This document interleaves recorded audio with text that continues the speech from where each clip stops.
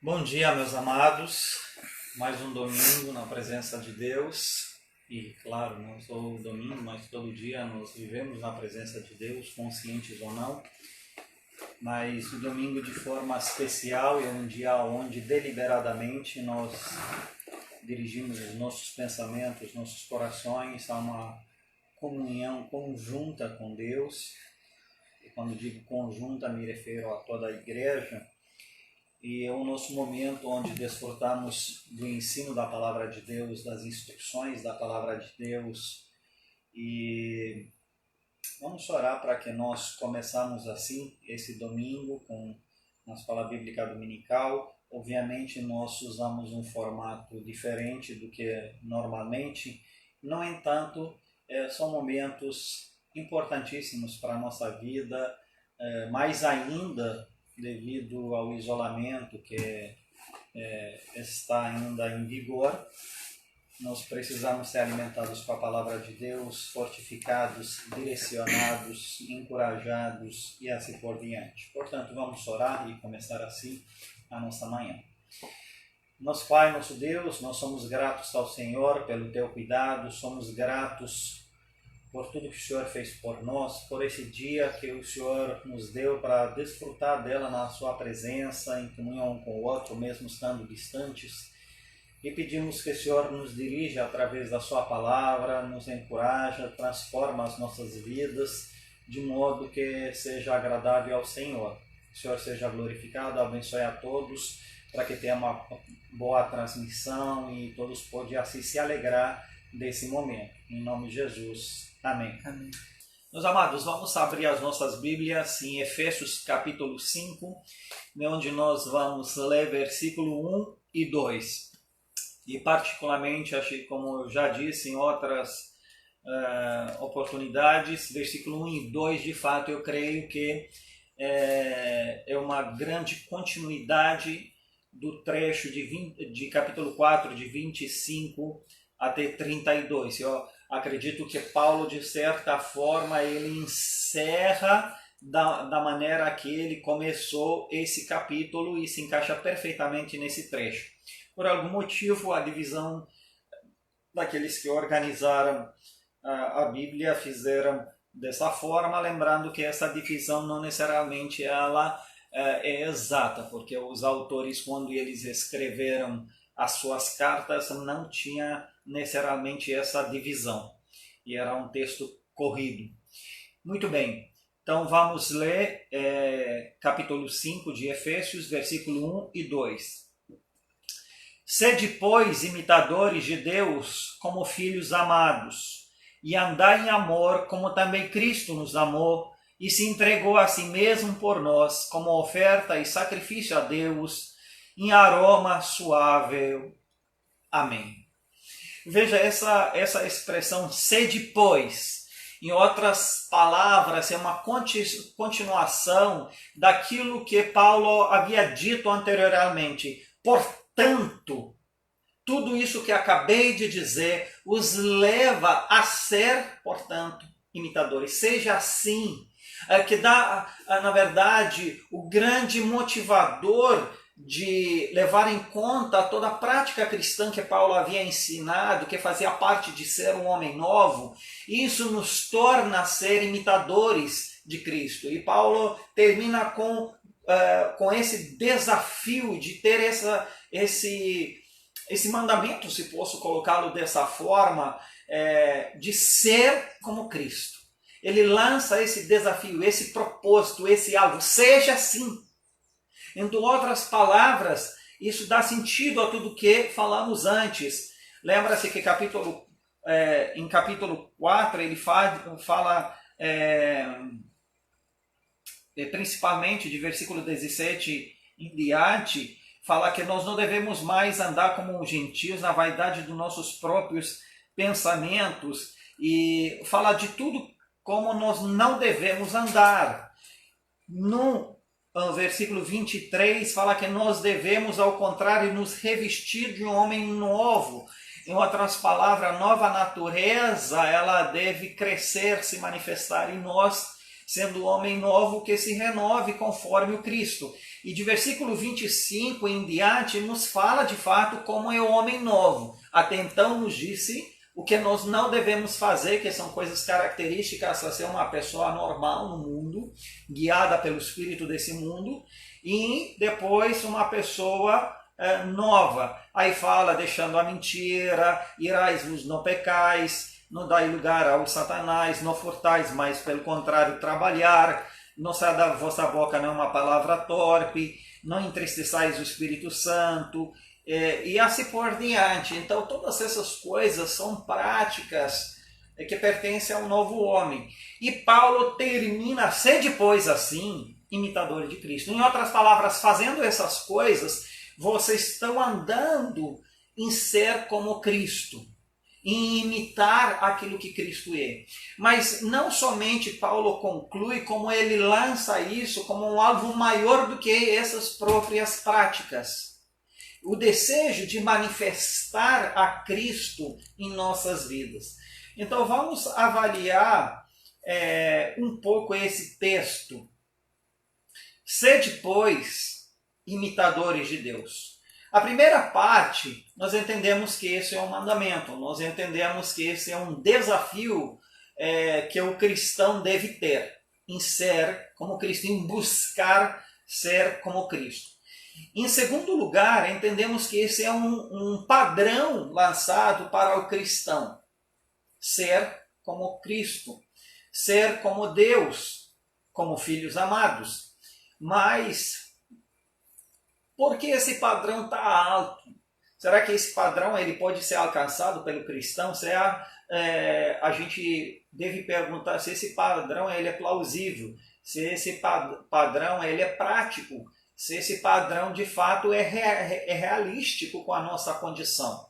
Bom, uma das primeiras coisas que nós vemos aqui, que não é nada novo do que desde o início Deus teve como propósito na vida do ser humano, mostrando através disso que o propósito de Deus se manifestou no início e Deus operou em função desse processo continuamente até hoje. Tem um propósito que Deus teve desde o início na vida do ser humano. E quando nós voltamos em Gênesis 1, assim como os irmãos sabem que eu falei bastante desse texto, Gênesis 1, 26 a 28, ele nos diz, fazemos homem à nossa imagem e à nossa semelhança. Então nós percebemos que logo do início o desejo de Deus era para fazer o homem ser como ele mesmo. E ao longo do tempo preservou esse padrão. Assim como no povo judeu existia aquela frase onde se diz, seja vós santos como eu sou santo. Então o padrão da santidade era o próprio Deus. Mais tarde Jesus lança o mesmo padrão quando diz, seja vós perfeitos como o Pai de vocês celestial é perfeito. E assim vai a toda a linha bíblica até o final, quando de fato nós vamos ser como Ele, porque vamos ver Ele face a face. Então, esse padrão ele é mantido, vamos dizer, atual na mente e deve ser mantido atual na mente de qualquer cristão, de qualquer seguidor de Deus. Em outras palavras, eu fui salvo do pecado para refletir a glória de Deus e para ser como Cristo, para ser parecido com Ele. Lembrando que o que afastou, o que distorceu a imagem de Deus em homem, logo depois que ele foi criado à imagem de Deus, foi exatamente o pecado. Então Deus vem para me salvar do poder do pecado, da escravidão do pecado, e me dar a liberdade para viver para Ele. É tanto que Paulo fala em outro lugar, não façais da vossa liberdade uma oportunidade para servir a carne. Então nós somos livres do pecado, mas somos livres para servir a Deus. Nós não somos livres para fazer qualquer coisa, fazer com essa liberdade uma motivação de viver para a nossa carne. E o que a gente percebe que muitos cristãos, eles se alegram da graça de Deus, mas não somente isso, vão adiante de se colocar no meio como centro de todas as atividades cristãs, visaria eles como o centro das ações graciosas de Deus, sendo eles, e não a glória de Deus. Então hoje, cristão, ele, em sua liberdade, em a graça que ele foi recebido, ele opera para si mesmo. E isso nos leva a ver um egoísmo, um egocentrismo muito grande dentro do cristianismo, de tal forma que nós, em vez de priorizar o reino de Deus, nós de fato priorizamos a nossa vida. Nós operamos com motivação em nosso bem-estar. Nós operamos pensando naquilo que nos agrada, naquilo que é bom, naquilo que nos dá segurança, naquilo que nos dá prazer, e não naquilo que glorifica a Deus, mesmo isso sendo contrário à nossa própria natureza. E aí as Escrituras dizem: sejam imitadores de Deus. Não seja, em outras palavras, em contraste, imitadores do mundo, que eles tentam imitar o espírito desse mundo, que é o espírito de Satanás. Então, sejam imitadores de Deus. Em outras palavras, nós devemos observar como Deus age e tentar seguir a mesma trajetória. É claro que se nós olharmos para essa frase, no sentido que Deus é onipresente, onisciente, e olhar em toda a sua majestade, jamais isso poderia se cumprir conosco. Nós não somos chamados em ser Deus, em sua essência e seus atributos. Tem uma grande diferença. Nós somos chamados a ser imitadores de Deus, o que é totalmente diferente.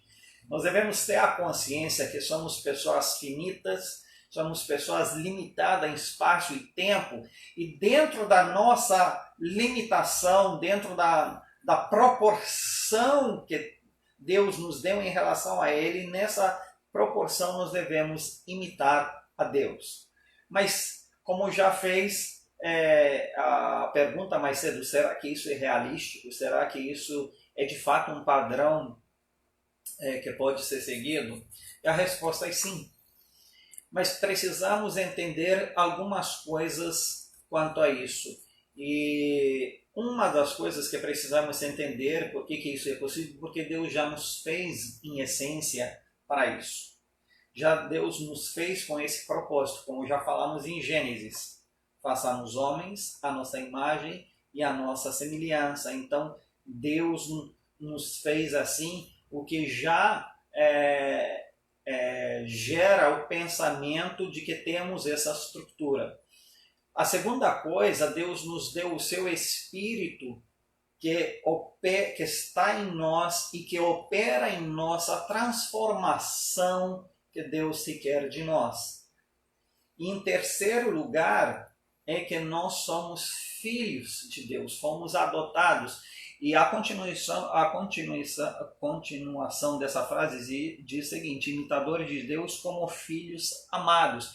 Em outras palavras, ser filhos proporciona a possibilidade de ser um imitador, porque você tem à frente o pai. Se nós olharmos na relação filho e pai,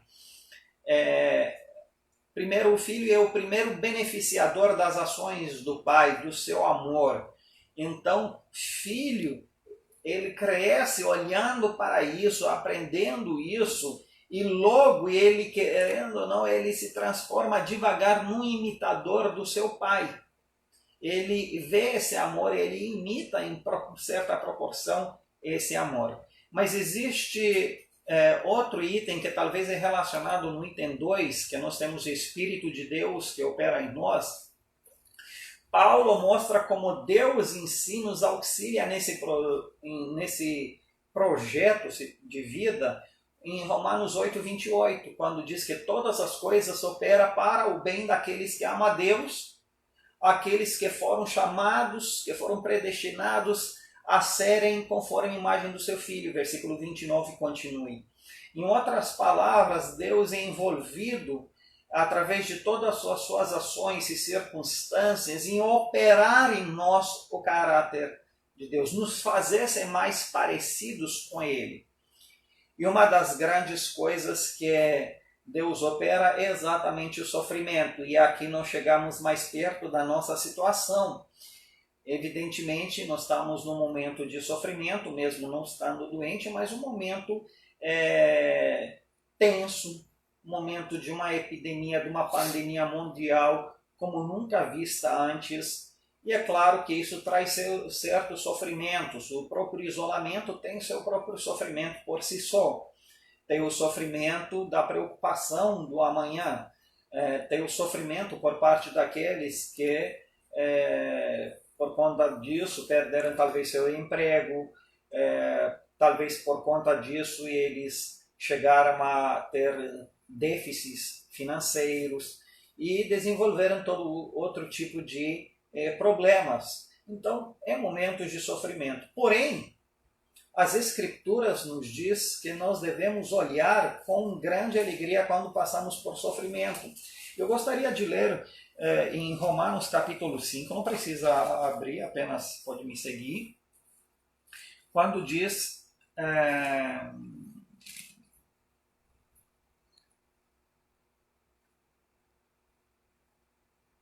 em versículo 3, e não somente isso, mas também nos gloriamos nas próprias tribulações, sabendo que a tribulação produz perseverança, e a perseverança, experiência, e a experiência, esperança. Então, o que nós percebemos que, de fato,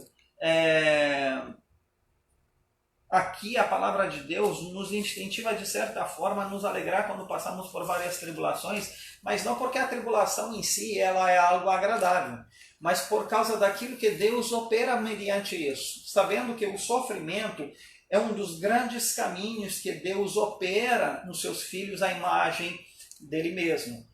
Lembra-se da mensagem da Páscoa, quando nós falamos do grande sofrimento que se deu no povo judeu por 400 anos, mas mediante aquilo Deus operou seus propósitos, se formou como um povo e tudo mais. Quando falamos que por meio dos sofrimentos de Cristo nós fomos salvos e curados, então, e a gente pode falar um monte só sobre isso. Então perceba-se que Deus usa o sofrimento como uma das grandes ferramentas para nos tornar imitadores de Cristo. Mas quando nós olharmos mais para o texto mais próximo, qual é um dos primeiros sentidos de ser imitador de Cristo? No que sentido nós podemos imitar Ele? E aqui diz... E andai em amor, como também Cristo nos amou e se entregou a si mesmo por nós. E andai em amor. Veja esse link imediato. Seja imitador de Deus e anda em amor. Em outras palavras, ser imitador nos leva a andar em amor. E o amor é o elemento... um dos elementos chaves, grande elemento do cristianismo. Aliás, quando nós olhamos para Deus, nós olhamos para Ele como um Deus de amor, que em seu amor e graça criou o universo, que em seu amor e graça nos deu a existência, que em seu amor e graça nos redimiu em Cristo, nós que pecamos contra Ele, nós que não merecemos, recebemos a salvação em Cristo. Que em amor e graça Ele sustenta tudo que vive. Então, nós olhamos para Deus como esse Deus de amor manifestado em Cristo. E ser imitador de Deus é andar nessa atmosfera do amor. E lembra-se que, de fato, é isso que leva ao mundo, é uma das únicas e primeiras características de que a Bíblia menciona que, através disso, seremos reconhecidos como discípulos de Cristo. E como eles glorificarão a Deus. Quando a palavra de Deus nos diz que quando o mundo verá o amor de vocês, glorificarão ao Deus Pai. João, por sua vez, em sua epístola, fala muito sobre isso, que o amor fraterno, o amor cristão, demonstra de fato que nós somos filhos de Deus. E que se nós não amamos o nosso irmão, nós provamos o contrário. Então veja como João... ele verifica a questão de ser cristão em função dessa atitude de amor, se nós realmente amamos. E agora, o amor é o elemento que nos deve levar agir, é o elemento norteador nesse sentido, em imitar a Deus, em agir como Deus agiu em relação a nós, com amor. Então, em que sentido nós imitarmos a Deus, tentando ter o mesmo amor, desenvolver, mostrar o nosso amor para com os outros? E em amor desenvolver o nosso cristianismo. Mas veja, nós temos um modelo, como também Cristo nos amou.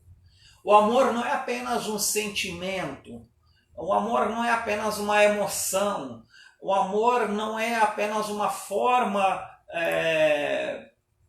que satisfaz necessariamente o desejo de outra pessoa, mas aqui nos dá um modelo de amor. Por que será que foi necessário dizer como Cristo nos amou?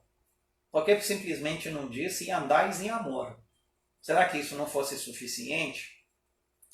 Por mais simples e óbvio que pareça, não era suficiente. Por que não é? Porque o amor é uma palavra muito abrangente, muito usada, entendo que é no tempo de então, como também agora. Porém, com vários sentidos e muitas vezes contrários à palavra de Deus. Em nome de amor se faz muitas coisas inadequadas, ou contrariando os princípios da palavra de Deus. Então nós devemos ter esse cuidado. Muitas vezes as pessoas são chamadas de pessoas que não têm amor por elas se manifestarem ou por se expressarem contrário a coisas que Deus diz que são pecaminosas. E por isso a gente é taxado como pessoas que têm ódio. Mas o ódio é refletido o quê? Na não concordância com práticas pecaminosas. Então veja, para eles o amor significaria aceitar tudo, independente se ou melhor dizer, não dizer que algo está errado. Se a pessoa entende que é bom e gosta, em outras palavras, para o mundo o amor é eliminar todos os padrões, todas as verdades e ser tolerante com tudo.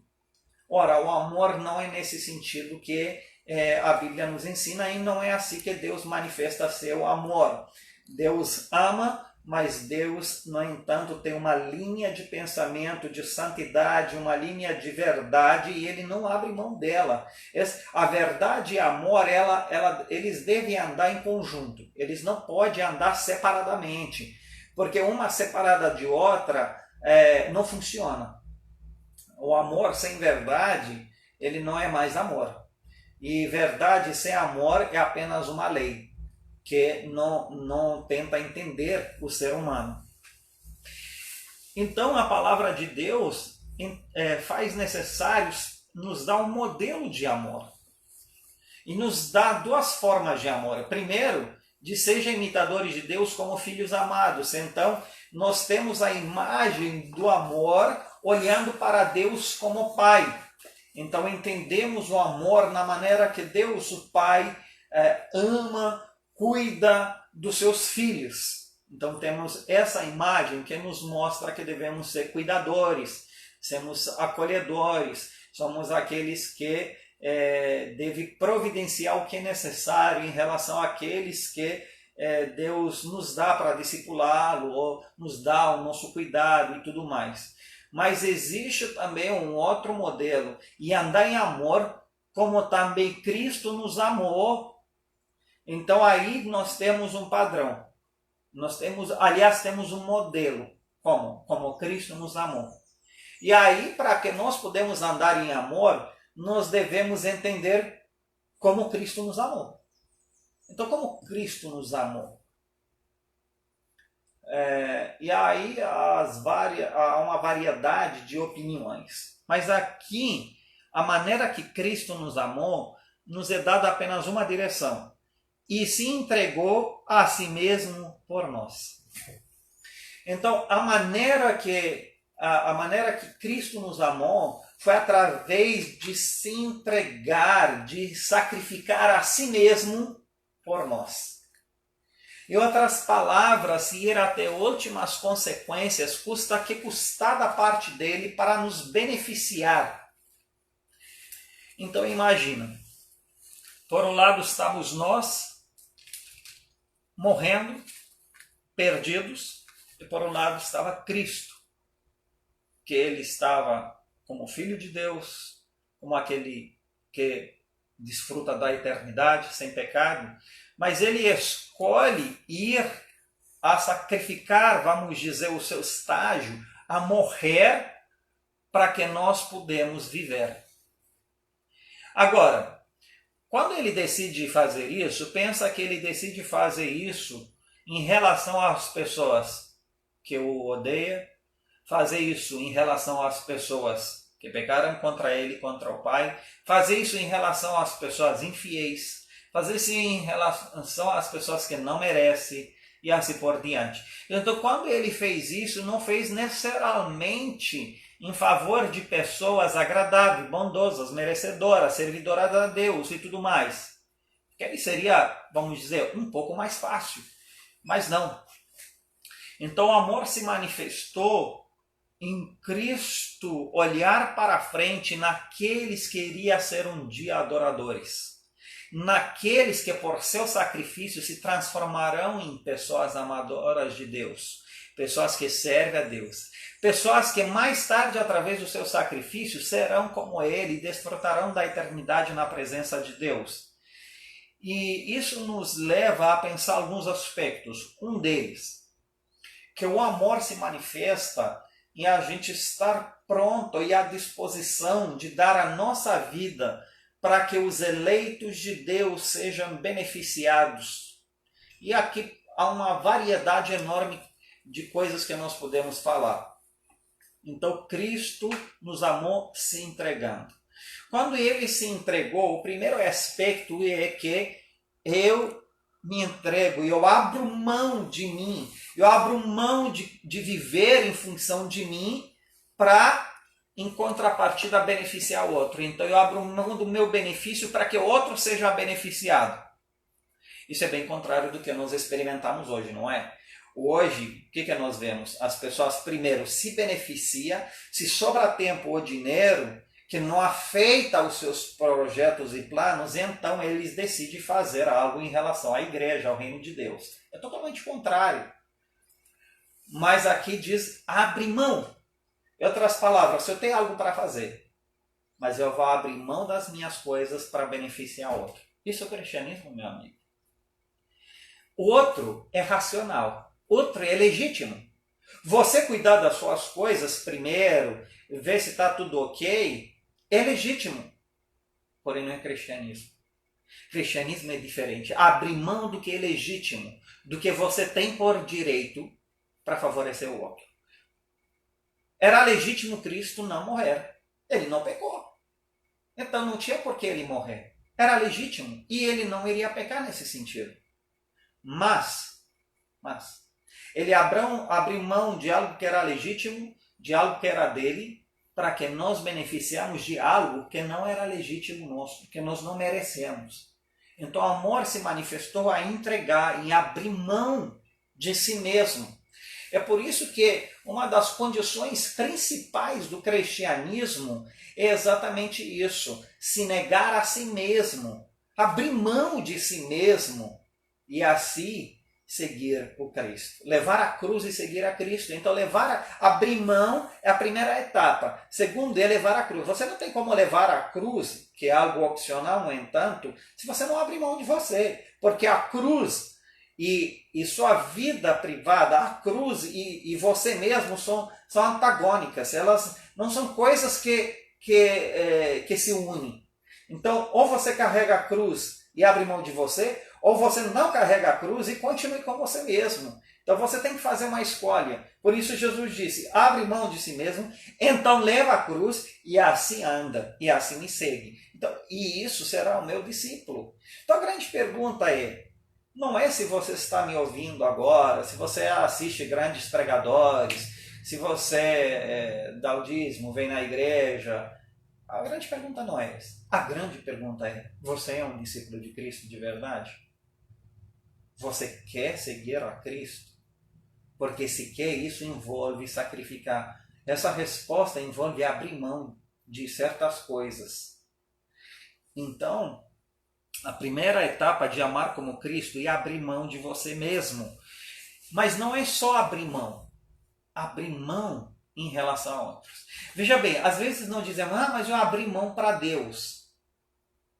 Abrir mão, de certa forma, para Deus é uma coisa. Mas tem um aspecto aqui que atrai minha atenção por nós. Abrir mão por outros. Porque abrir mão para Deus que te ama é uma coisa. Agora, abrir mão pelo irmão que ele talvez não te ama, pelo irmão que talvez pisou no seu pé, talvez não te deu bom dia, talvez te disse uma verdade meio dura que você não gostou.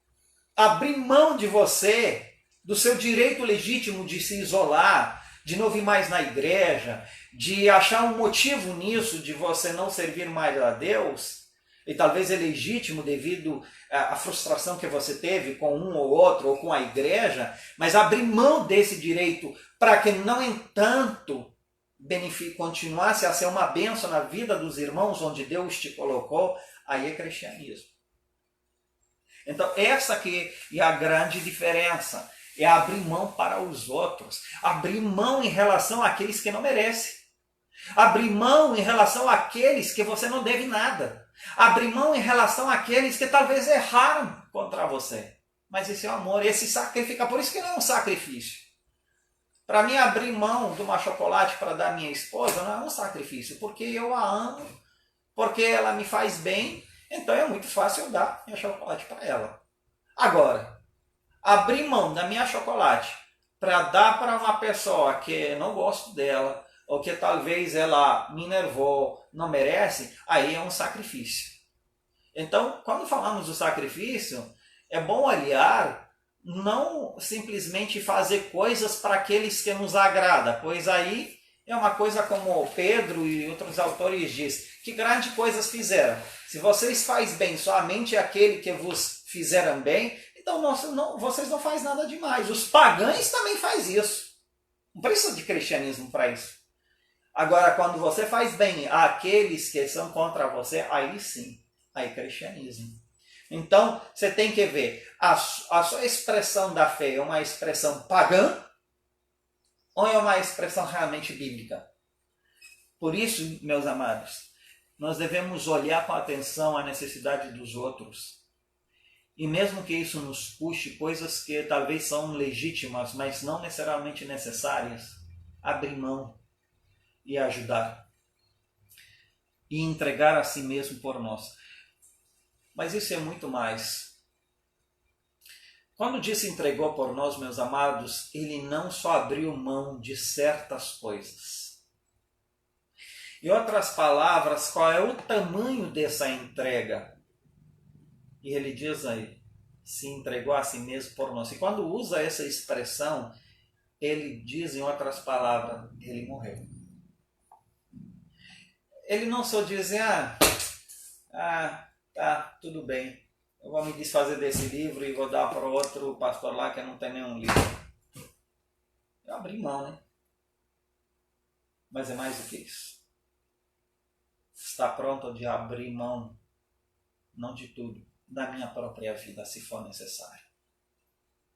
Colocar a minha vida em risco, se isso se faz necessário, para os amados de Deus. Em outras palavras, colocar a vida dos outros num nível tão alto que estou disposto a morrer por eles. E eu amo tanto meus irmãos que eu me coloco em risco, se necessário, para que eles sejam bem. Lembra de Moisés quando diz, Deus, por favor, tira meu nome do livro da vida, mas poupa o seu povo. Em outras palavras, Moisés ele foi pronto a renunciar a seu direito no livro da vida em favor do seu povo. O apóstolo Paulo chega a dizer em algum momento, eu preferiria, se pudesse, ser anátema ou a parte de Cristo para que o meu povo judeu fosse salvo. O amor dele era tão grande que ele estava pronto, se fosse possível, ele mesmo viver para a eternidade, longe de Cristo, mas para que o povo judeu seja salvo. Meus amados, é isso que Cristo fez. Ele escolheu estar longe de Deus no momento da morte. Ele escolheu a morte, esse distanciamento por nós. Quanto de nós estamos prontos por isso? E você acha, não, mas isso é demais? Não, não é. Se nós vamos nas escrituras, nós vamos perceber esses momentos o tempo todo. Por exemplo, quando Paulo fala dos seus colaboradores, ele faz menção de Aquila e Priscila, que foram prontos a colocar a sua cabeça em jogo por mim. Em outras palavras, a essência da pregação do Evangelho e eles entenderam a importância do obreiro, do apóstolo Paulo e da mensagem que é pregada ao ponto de dizer: nós nos colocamos na frente para morrer, para que você avança, para que o Evangelho avance. Eles foram prontos, em virtude do reino de Deus, a morrer por isso. Então, meus amados, eu gostaria que a gente pensasse de maneira mais profunda nisso. Então, quanto de nós estamos prontos a esse sacrifício pelos nossos irmãos? Existem situações como essa de pandemia que nós devemos fazer uma escolha e nem sempre essa escolha é fácil. É claro que a escolha mais óbvia por parte de cada um é se isolar e se proteger a si mesmo. E essa é a escolha mais natural, no entanto. Mas nem sempre essa é a escolha cristã. O que eu quero dizer com isso? Meus amados, existem situações em qual outros precisam mais de nós do que qualquer outra coisa. E nesse momento nós devemos fazer uma escolha. Arriscar ou não arriscar? Eu fui colocado numa situação de escolha e não quero usar isso para me glorificar ou alguma coisa do tipo, mas para ajudar um pouco os irmãos. Recentemente, como os irmãos sabem, a mãe do Eugênio faleceu há poucos dias atrás. E, obviamente, eu não sabia como vai ser, mas Eugênio conseguiu a quadra aqui para fazer um tipo de velórios curto. Então, querendo ou não, se tornou um funerário autorizado, onde pessoas poderiam participar. E aí veja a situação. De certa forma é uma aglomeração e é uma exposição. Então, de um lado, eu tenho minha família, tenho razão social de isolamento, de estar em casa, de me proteger a minha família e outros também. Tenho o decreto e tenho o que é justo. Então eu tenho razão suficiente de estar em casa.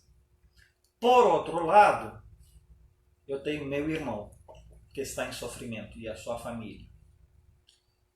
Por outro lado, tem pessoas que precisam ouvir a palavra de Deus. E aí uma das duas. Ou eu fico em casa, coberto de razão, ou eu escolho me arriscar e ir. E então eu entendi que eu devo ir. E eu fui. Preguei a palavra. Querendo ou não, eu teve que abraçar e dar mão com as pessoas. Então eu poderia pensar naquele momento, o que vale mais? A me proteger ou arriscar e dar um abraço no meu irmão que precisa? E aí, claro que essa decisão pode ser questionada, pode ser discutida por muitos. Não estou aqui para discuti-la. Também, honestamente, não estou interessado no que outros pensam a respeito. Eu só estou usando como exemplo. Eu tomei a minha decisão dentro da liberdade que Deus me deu de ir e não me arrependo. Então, meus amados, eu acredito que mesmo dentro dessa pandemia nós temos escolhas que visam o outro. Aliás, eu tenho mais um motivo. Como os irmãos sabem, eu sou asmático e também teve tuberculose, o que me coloca automaticamente num grupo de risco. Então, a Bíblia diz que não é amor maior do que dar a nossa vida para os outros. E dar a vida para os outros ultrapassa a questão do razão. Não é um cálculo matemático e lógico. Porque essas equações elas não dão certo. Na matemática, eu tenho 4 filhos. Na matemática, eu poderia ter razão do outro lado. Mas aí não é mais a questão do razão. Andar em amor ultrapassa isso. Então, meus amados, eu creio que o cristianismo, ou melhor dizer, a cristianidade de hoje tem sua grande, enorme oportunidade para mostrar o amor de Deus. Tanto com as pessoas de dentro da igreja quanto com as pessoas de fora, quando ela se aplica, se sacrifica em favor dos outros. Se acredite, há uma necessidade enorme de sacrifício de pessoas para se sacrificar. Se outros não se sacrificam, alguém vai morrer. A grande questão é, você escolhe dar a sua vida para que os outros sejam beneficiados? Eu não estou perguntando se isso é lógico, se... Eu não estou perguntando se vale a pena. Não é essa a pergunta. Mas você quer mostrar a Cristo, que Deus ele seja visto e manifestado de forma clara na vida daqueles que o servem e o clamam pelo seu nome. Eis a oportunidade. Então, meus amados, mas para isso você tem que ser atento na necessidade dos outros. Talvez há pouco sacrifício, não porque não há nada que se necessita, é porque você não quer fazer e é por isso você não vê também. Porque existe um versículo em Provérbio que diz que aqueles que querem, não lembro agora se é Provérbios, acho que é Provérbios, onde diz que aqueles que querem fazer a vontade de Deus vão conhecer a vontade de Deus. Em outras palavras, o conhecimento da vontade de Deus ele se dá em concordância com o querer de fazer. Outras pessoas, se eu não tenho interesse mesmo de viver conforme esse princípio, e eu nem vou ver as necessidades. É tanto que a pastor não sabia, mas não sabia porque não quis saber. Você ligou para saber? Você ligou para ver como o irmão, a irmã está, se precisa de alguma coisa? Não ligou. Então você não quis saber. Então eu acredito que a gente tem que questionar até que ponto nós queremos fazer as coisas. Mas não sabia que precisa, mas também você está nem aí para saber se precisa. Você não estava interessado em saber. Então você tem que ver. E tem muitas coisas que nós podemos servir uns aos outros, podemos servir à igreja, podemos servir ao mundo missionário. Ao mundo missionário numa tremenda preocupação. Como, por exemplo, o Brasil está numa situação crítica de ponto de vista econômico, já estava crítico antes. Com isso, a colocou mais para baixo. Há ditos aí que perdemos uma década por causa disso. Então imagina, você tem missionários lá fora que o sustento deles já foram para baixo devido ao câmbio. Por outro lado, você tem missionários que estavam para ir esse ano em campos missionários, mas não vão porque ainda não completaram seu sustento e também não pode fazer nada a respeito porque está tudo parado. Então, qual é a tendência ao voltar? As igrejas ser meio fechadas quanto a isso. Por quê? Primeiro, já estava em crise e já estava difícil. Agora é mais ainda. E ainda tem um fluxo de missionários maior, um fluxo de necessidade. Então, cada um é tentado a olhar para si mesmo, tanto como igreja como para pessoa. Mas quanto de nós estamos prontos a nos sacrificar e dizer não? A obra missionária, a obra de proclamação do evangelho não pode parar. E esses homens já dedicaram a vida deles a viver em riscos, supostos a esses riscos econômicos, crise, porque nós como missionários vivemos isso. Então, se nossos mantenedores caem, nós caímos, não podemos fazer nada. Então, quanto de nós está pronto a dizer, não, eu vou apoiar. Nem que eu abro mão da minha Coca-Cola cada mês, nem que eu abro mão, se eu ia 5 vezes no restaurante, eu vou 3. Porque eu não preciso realmente ir. Mas esse dinheiro eu vou abrir mão de mim para contribuir com um missionário ou com uma obra, enfim. Ou quanto de nós diz, não, o dízimo da igreja dos ferros não pode parar, porque se para, a igreja não pode continuar seus trabalhos de maneira eficaz. Então eu vou abrir mão de certas coisas, vou usar menos isso, menos aquilo. Então veja, a questão de a gente contribuir, se envolver, é uma questão de abrir mão. Se nós queremos preservar todas essas regalias e tudo que nos faz bem, e ainda fazer tudo para o reino de Deus, não dá. Tem momentos que dá, mas tem momentos que você tem que escolher abrir mão, perder, mas, no entanto, não deixar de perder o reino de Deus. Você não pode deixar que isso caia. Então, é preciso que nós nos sacrificamos. Então, há uma multitude de coisas. E, como um último exemplo, eu queria fazer menção a coisas básicas que atingem nosso dia a dia. E eu vou fazer isso online, vou fazer pela manhã porque eu não quero fazer à noite, mas é uma coisa que me intriga muito, é uma coisa que me dá muito tristeza, para ser sincero. Por exemplo, as instalações, elas carecem de cuidado.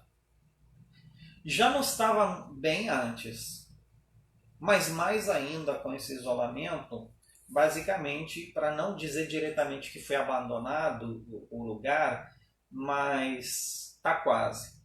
Então, isso não considero justo. E fiz apelo aos irmãos não uma vez, não duas vezes, várias vezes. Não me pareceu que houve uma resposta na altura, né? E o que eu vejo é o seguinte: nós estamos em isolamento, vamos dizer que as nossas atividades reduziu drasticamente, e então o tempo não seria o problema, no meu ponto de vista.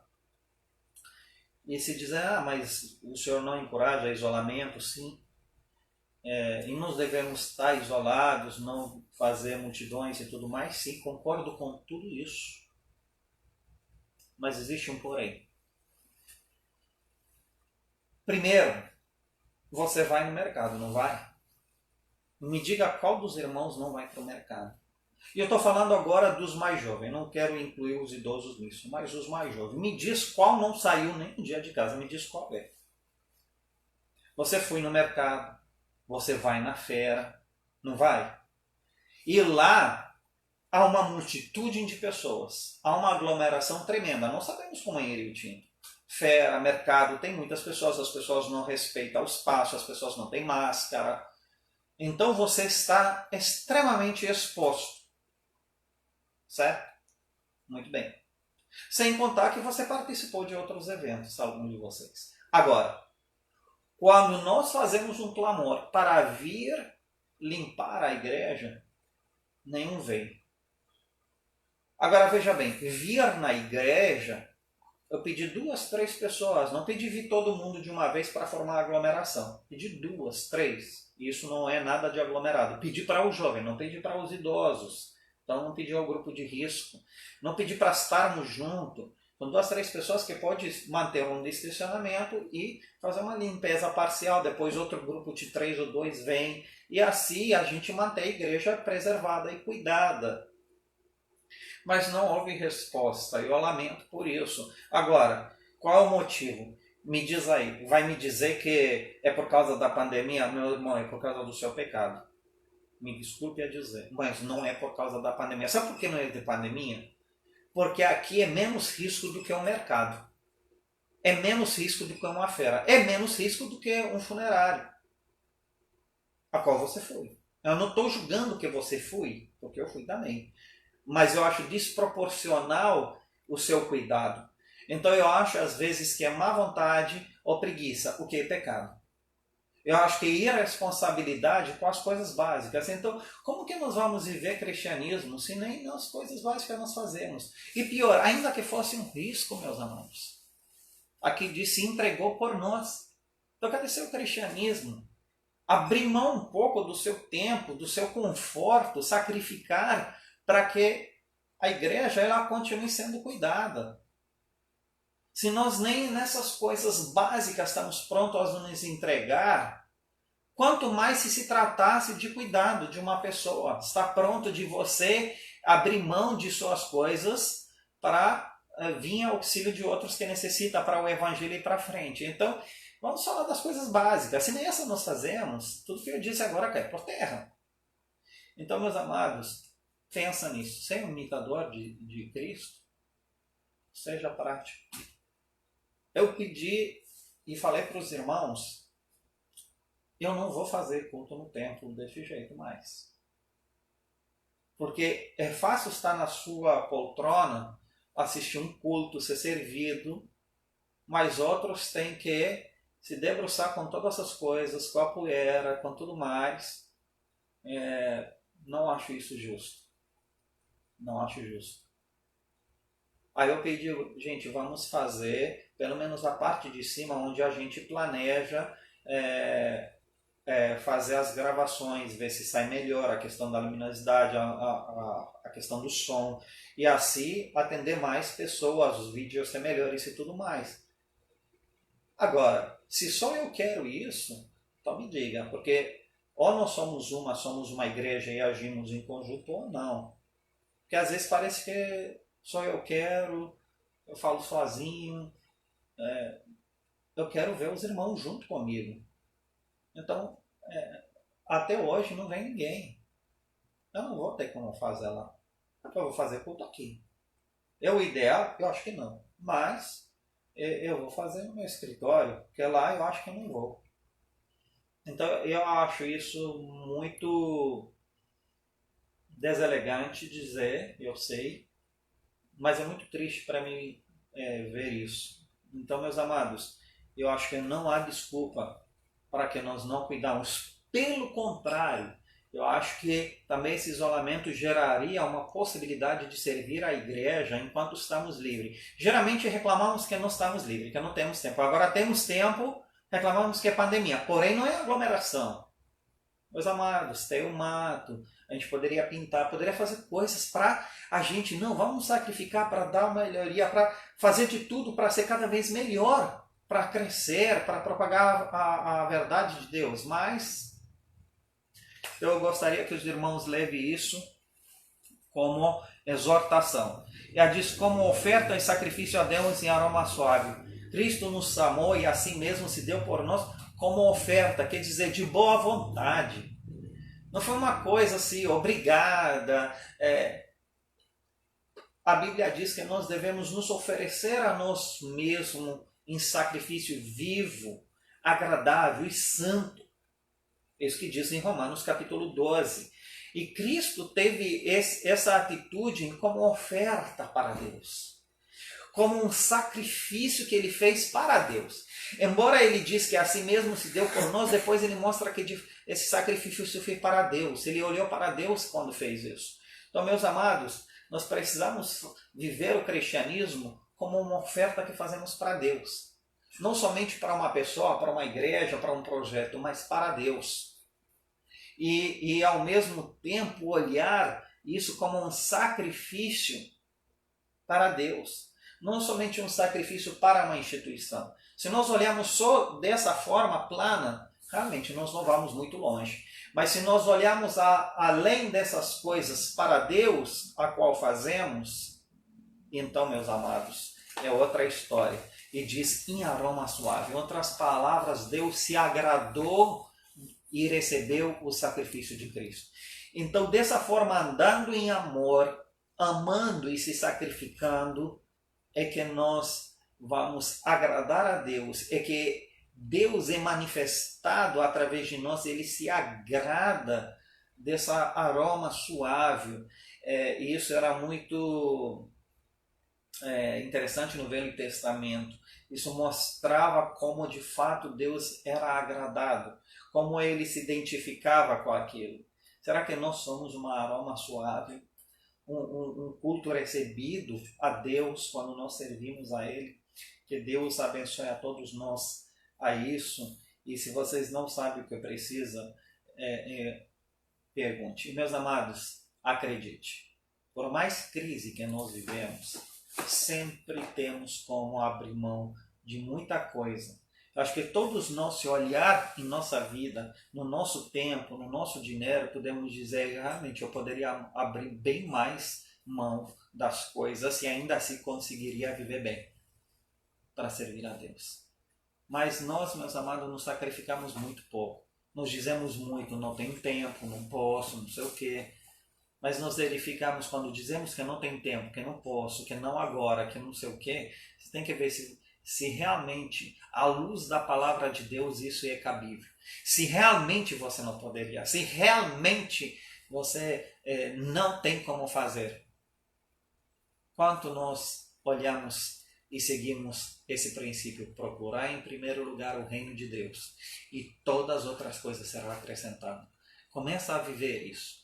Busque em primeiro lugar o reino de Deus. Atende primeiro o reino de Deus. E outras coisas, deixa para depois. Outras coisas Deus acrescentará. Não se preocupe. Será que Deus já não provou que Ele cuide de você? O que você pode fazer nessa pandemia? O que pode? Deus isolou o mundo todo. O que você pode fazer? Será que ainda não aprendeu essa lição? Então vamos aprender isso, viver refletindo a Cristo em nossa vida. E que Deus nos ajude a isso. Amém. Vamos orar?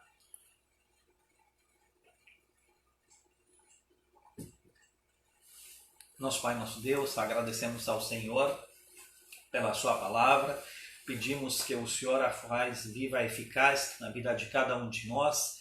Abençoe a nossa igreja de forma específica para sermos imitadores do Senhor, amando, nos entregando por outros, priorizando o seu reino, e que o Senhor nos conduza nisso, fazer tudo isso em amor, mostrar o seu amor com o qual nos amou, e assim o Senhor ser glorificado. Ajuda a nossa igreja a crescer, perdoa os nossos pecados e opera, através do seu Espírito Santo, uma transformação profunda em cada um de nós.